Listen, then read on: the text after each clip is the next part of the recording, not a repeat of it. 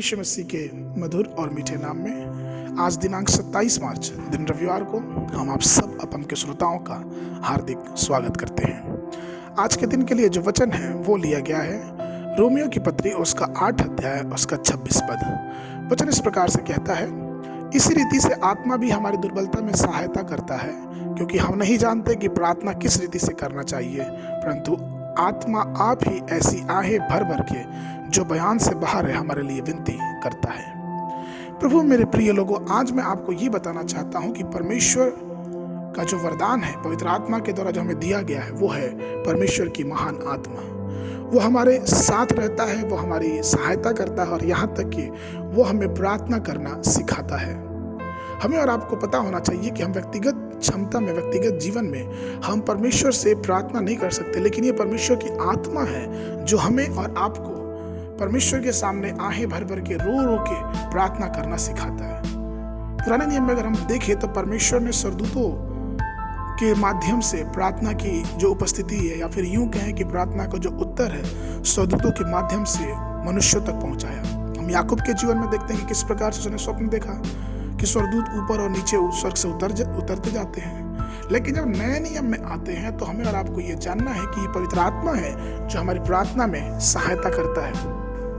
कई बार ऐसा होता है कि कई बार हम पवित्र आत्मा के उस महान कार्य को नहीं समझ पाते, हम पवित्र आत्मा को अपने जीवन में समझ नहीं पाते, लेकिन वचन कहता है कि वो पवित्र आत्मा ही है जो हमें इस योग्य बनाता है कि हम परमेश्वर के सामने रो रो के प्रार्थना कर सके।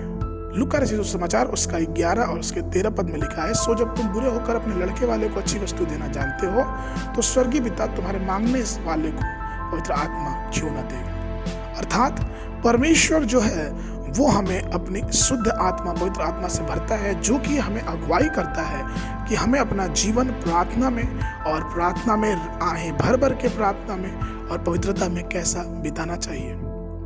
पुराने समय में पॉल रॉबसन नाम के एक प्रसिद्ध अमेरिकी गायक थे और कई बार वो गीतों को गाया करते थे। और एक बार जब उन्होंने गीत गाया, ओहो मुझे प्यार, ओहो मुझे अपना हाथ दो और मेरा हाथ अपने हाथ में ले लो, और जब ये गीत गा रहे थे तो तब लोगों ने अपना हाथ परमेश्वर की तरफ बढ़ाया और उस पूरे दर्शकों में, पूरे जो मीटिंग में लोग थे, उनमें एक अलग प्रकार की खुशी और उमंग आ गई।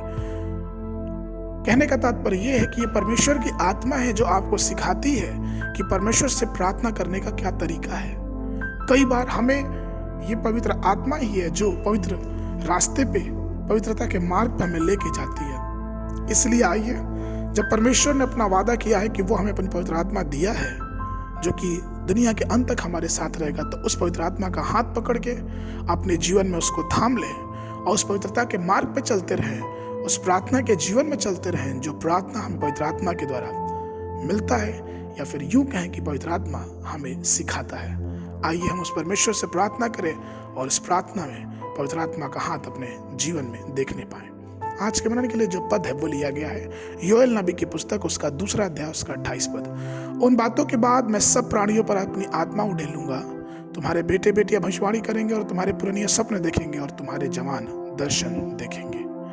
बाइबल पढ़ने की विधि सुबह के समय न्यायों की पुस्तक उसका 1, 2 और 3 अध्याय, संध्या के समय लूका रचित समाचार उसका 4 अध्याय पद 1 से लेके 30 पद तक। परमेश्वर आप सबको आशीष देवे।